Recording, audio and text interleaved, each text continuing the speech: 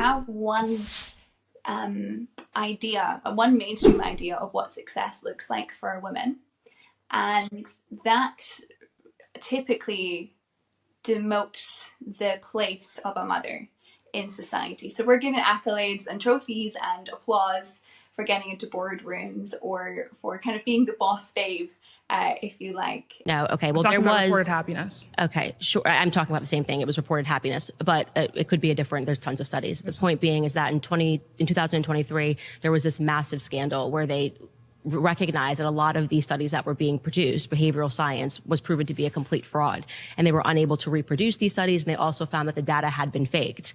The data that we can look at that I think shows, and you can let me know if you agree with this, if women, and under the imagination of the feminist umbrella, were really unhappy when they were in the home, and then entering the workforce has made women happier and infinitely feeling more secure about themselves, we could, I think, reasonably expect that there would have been a decrease in suicide rates amongst women. You would have to go ahead and show how that correlation, right, is going to be a direct cause of women going into the workforce. Okay, well, how can we, let's measure, then you have to give me a way that we can measure happiness. How can we measure happiness? So I would say suicide rates would be a good thing to look at. Drug, alcohol consumption would be a good thing to look at. Of course, right? But we would have to, I can say at this point in society, I don't think everyone is happy. I think there's a lot of things that we need to reconcile in society. That's what I'm getting at. Right? But we have to look at the cause, right? Why are these things predicted, right? And for example, if we talk about men, there are a lot of things we can look at, right? That tend to predetermine suicide, right? But we can't say, oh, these two things are happening at the same time. This caused this other thing. Yes, that's right. But I do think that we can objectively say that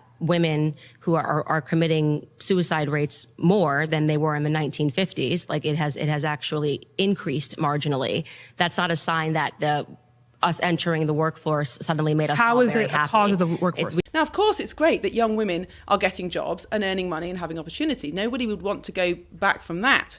But we have to think about the future. And actually, of course, women want to earn money, but most women also want to become mothers. Most women want to get married, and most women want to be able to look after their own children when their children are small.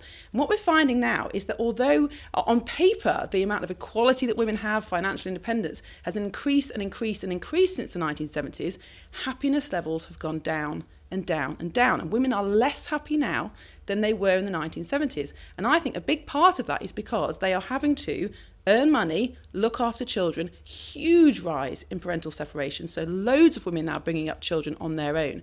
And women now have the worst of every world. Is it such a bad thing for a man to be able to earn enough money to support his family while his children are small? I don't think that's necessarily a bad model.